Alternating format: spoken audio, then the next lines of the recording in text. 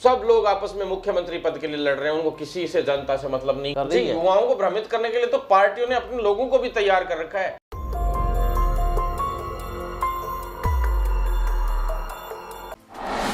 नमस्कार, मैं हूं आपके साथ प्रदीप आजाद और इस खास पेशकश में आपका स्वागत है।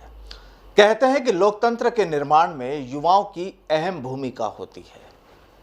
चुनावी मोड़ कहीं भी का भी हो, चाहे किसी भी राज्य का हो, किसी भी देश का हो, वहां पर युवाओं की भूमिका काफी अहम मानी जाती है, क्योंकि वोटर्स में जो सबसे ज्यादा तादाद होती है वो यूथ की होती है।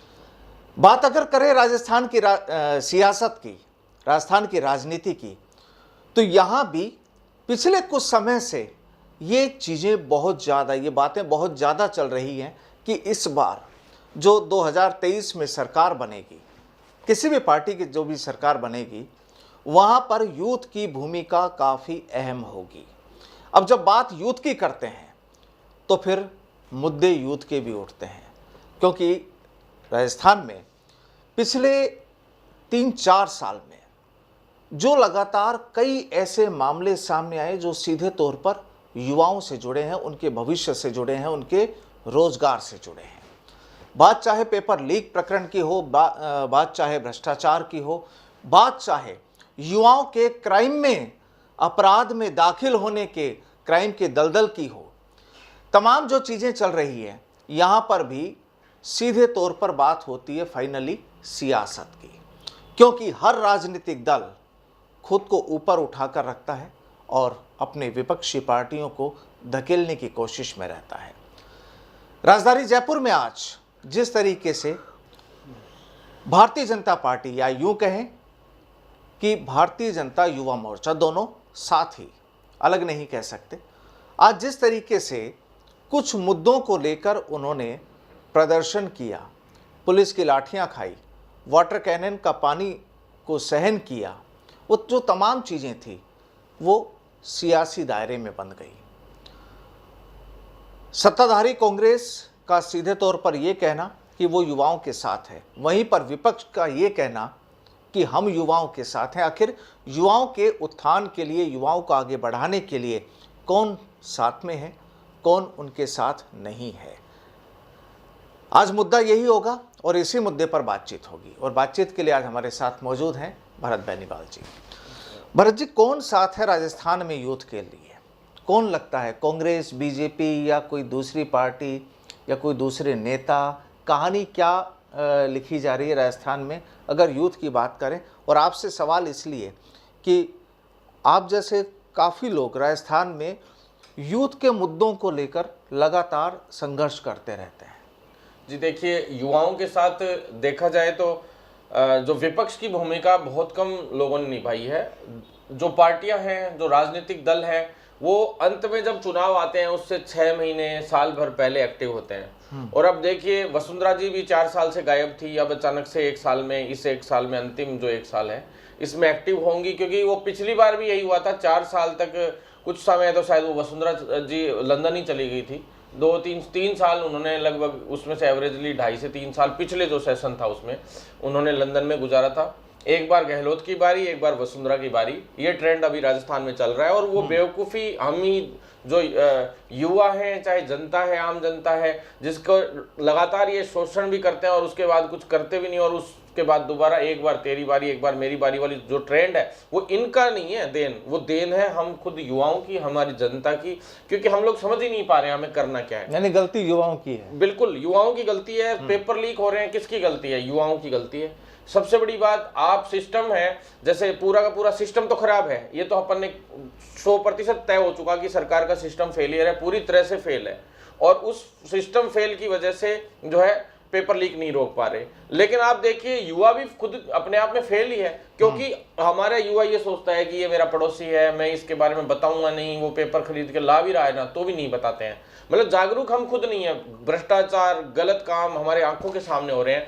चाहे कोई गैंगवार होना है, उससे पहले क्या आसपास के लोगों को सूचनाएं नहीं रहती? सबको पता रहता है कि यार इस पे कभी भी हमला हो सकता है और इस तरह के लोग कर सकते हैं, वो कर सकते हैं, ये कर सकते हैं। सब कुछ पता रहता हुए भी युवा ना पुलिस को सूचना देता है, ना अधीनस्थ बोर्ड या किसी भी शाखा को जो भी इसको डील कर रहा है, जो संस्था उस भर्ती को डील कर रही है, ना उस तक कोई बात को पहुंचाते हैं, ना ही एसओजी को, ना ही पुलिस को। चलो ठीक है, एक व्यक्ति भ्रष्ट हो सकता है, दूसरा नहीं हो सकता, दूसरे को आप सब जगह ऑनलाइन भी आपके पास सोशल मीडिया सबसे बड़ा माध्यम है, आप उसके माध्यम से सभी लोगों से उजागर कीजिए ना सारी की सारी चीजें। फिर रही बात राजनीति की, हम कहते हैं अरे यार इस बार तो अशोक गहलोत ने लूट लिया, इस बार तो वसुंधरा ने लूट लिया, अब इस बार तो उसने लूट लिया, इसने लूट लिया, इस सरकार ने हमारे साथ ऐसा कर दिया। क्यों कर दिया? क्योंकि हम लोग खुद जागरूक नहीं है। जनता को खुद को जागरूक होना पड़ेगा। आप ऐसे लोगों को वोट देने से पहले आप स्वयं खुद, यही यूथ लास्ट में अभी पेपर लीक का मुद्दा चल रहा है, पेपर लीक को भूल जाएगी, किसको याद करेगी? ये जाट है, अच्छा जाट जाट को वोट देगा, ये राजपूत है, राजपूत राजपूत को वोट दे रहा है। मैं इस सबकी बातें नहीं कर रहा हूं, 50% से 70% लोगों की थिंकिंग बता रहा हूं मैं आज की तारीख में। ये मीणा है, मीणा को वोट देगा, गुजर है, गुजर को वोट देगा, टिकटें भी इसी हिसाब से दी जाएंगी। ये बड़ा दुर्भाग्य है। जब तक इस सिस्टम को, राजनीति को नहीं समझेंगे युवा, जब तक आम जनता इस सिस्टम को नहीं समझेगी। मैं ये नहीं कहता कि कांग्रेस बुरी पार्टी है, मैं नहीं कहता बीजेपी बुरी पार्टी है, मैं नहीं कहता अदर जो दल हैं वो पार्टियां बुरी हैं, लेकिन उन पार्टियों को भी लोग हायर कर लेते हैं। ऐसे ऐसे लोग हायर कर लेते हैं कि वो अपना ही वर्चस्व चाहते हैं। अब वसुंधरा जी को हर हाल में बस अब ताकत दिखानी है और उनको चाहिए कि बीजेपी में कैसे भी मुख्यमंत्री का दावेदार अगर वो बने तो वसुंधरा जी बने। ऐसे ही सब लोग आपस में मुख्यमंत्री पद के लिए लड़ रहे हैं, उनको किसी से, जनता से मतलब नहीं। कोविड काल में राजस्थान सरकार एकमात्र पूरे भारत में राजस्थान एकमात्र ऐसा राज्य था जहां कोविड के दौरान सभी सरकारें अपनी जनता की सेवा कर रही थी और कोविड से लोगों को बचाने का काम कर रही थी। और अपनी सरकारें, अपने जिताए हुए विधायक होटलों में पड़े थे और वहां बैठे बैठे बढ़िया उनका आवभगत की जा रही थी और ये जनता मर रही थी। कोई को ऑक्सीजन की जरूरत थी, फिर ऊपर से कहते हैं हमने ऑक्सीजन, यानी वो सियासी अपने खुद के ही झगड़े में सुलझाने में लगे। हम तो मेडिकल फील्ड से हैं, मैं मेडिकल फील्ड से नेशनल प्रेसिडेंट होने के नाते से मैं खुद कह रहा हूं, उस वक्त हम लोगों ने इतनी सेवाएं कर रहे थे और जब हमने इनको देखा ना, जो हालात हमने देखे कोविड के अंदर, हमें इतना ज्यादा हम अंदर मन से टूट गए कि इनको जनता से कोई मतलब ही नहीं है, इनको किसी को कुछ लेना देना ही नहीं है। ये जीत के आगे जाति और धर्म और सब चीजों के नाम पे इनको जनता से कोई लेने देना ही नहीं है। जो युवा आज, कई नेता बड़े बड़े ठेकेदार बनते हैं, कोई जाटों का ठेकेदार हो गया, कोई राजपूतों का ठेकेदार हो गया, कोई उनके आप देखेंगे उठा उठा के हिस्ट्रियां, तो उनके केसेस आपको 30-30, 40-40 तो केस मुकदमे मिलेंगे। फिर वो लोग उन केस मुकदमों से कभी पुलिस उनको उठा नहीं ले, इसलिए वो खुद का बैक सपोर्ट मजबूत करने के लिए समाज का सहारा लेते हैं, समाजों की टीम बनाते हैं। फिर वो ऐसे करते करते युवा उनके पीछे पीछे भ्रमित हो जाता है। चुनाव से पहले 10-10 गाड़ियां आती हैं, फॉर्च्यूनर आती है, उनको हम लोग वोट देने के लिए भागते हैं। तो अभी भी क्या कोई राजस्थान में युवाओं को भ्रमित करने वाले हैं लोग या पार्टियां हैं कर रही है? युवाओं को भ्रमित करने के लिए तो पार्टियों ने अपने लोगों को भी तैयार कर रखा है। आप देखिए, मतलब चाहे पार्टियों के खुद के लोग हैं वो तो है ही हैं, साथ में अलग से भी एक एक पैनल टीम बी के रूप में पार्टियों के लिए काम करते हैं। चाहे वो कर्मचारी संगठनों में ले लो, चाहे वो आप जो ये जितने भी बेरोजगार संगठन हो या यूथ संगठन हो या जितने भी संगठन है, इनमें सब में कांग्रेस हो चाहे बीजेपी हो, सबके अपने अपने संगठन बने हुए हैं और उनकी वजह से टीम बी के रूप में वो लोग काम करते हैं और जनता को भ्रमित करने का भी काम करते हैं और उन आंदोलनों को पहले उठाते हैं, फिर धीरे धीरे उनको दबा देते हैं। तो न्याय होगा कैसे?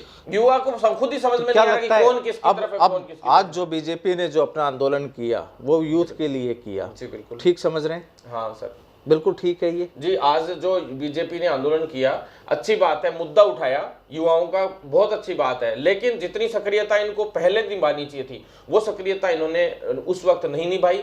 नहीं तो आप एक देखिए, बीजेपी के पास अगर आप देखें कि पूरे हर एक मंडल पे इनके अध्यक्ष हैं, इनकी पूरी जो पैनल बना हुआ है वो पैनल अगर आप देखें तो उसमें कार्यकर्ताओं की आप संख्या आप 220-30 मंडल तो होंगे ही कम से कम, तो उसके अकॉर्डिंगली आप, और फिर ऊपर से जो है जिलाध्यक्ष भी हैं और जिला कार्यकारिणियां हैं, पंचायत स्तर तक इनकी टीमें हैं, इनके पास कार्यकर्ता हैं।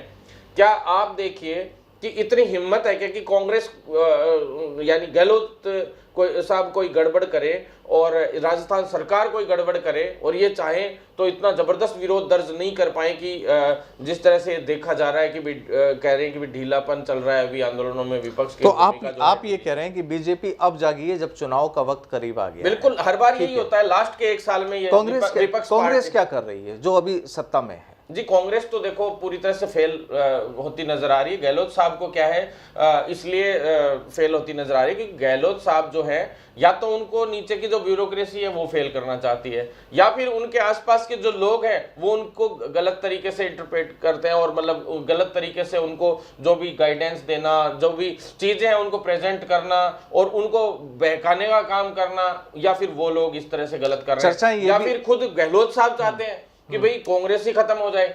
हो सकता है वो भी ये चाह रहे हो, क्योंकि अब उनको लगता है कि भाई हो सकता है सचिन पायलट जी आ जाए आगे या कोई और को कमान दे दी जाए, तो ऐसे में वो भी हो सकता है चाह रहे हो। कोई ना कोई रणनीति तो चल ही रही है कि जिसकी वजह से इतना कुछ हो गया, पेपर लीक 19 भर्तियों के हो गए और उसके अलावा कई भर्तियों में तो नियम बदल बदल कर, जैसे मेरिट आधार पे भर्तियां कर दी गई चिकित्सा विभाग की, लिखित परीक्षा से होती थी, मेरिट आधार पे खुला फर्जीवाड़ा हो रहा है, बाहर से फर्जी डिग्रियां ले लेके आ रहे हैं। तो 19 भर्तियों में तो पेपर लीक हो गए और कम से कम 10 से 15 भर्तियां ऐसी हो गई जिनमें वैसे फर्जीवाड़े हो रहे हैं, 15 भर्तियां ऐसी भेंट चढ़ गई। तो आप देखिए कुल मिला के आपने 30 भर्तियों में फर्जीवाड़े कर डाले। चर्चाएं ये भी हैं, लोग ये भी कहते हैं कि जो कांग्रेस है इस समय सत्ताधारी कांग्रेस, ये तो केवल अपनी आपसी ही लड़ाई में उलझी हुई है और कहीं पर इनका फोकस नहीं है। जी बिल्कुल, दोनों पार्टियों की यही हालत है। और सबसे मेन तो अभी जो कांग्रेस का जो झगड़ा है वो ज्यादा खुलकर सामने आ रहा है, क्योंकि लगातार जैसे होटलों में पड़े रहे ये लोग और ये सब मैंने आपको अभी बताया।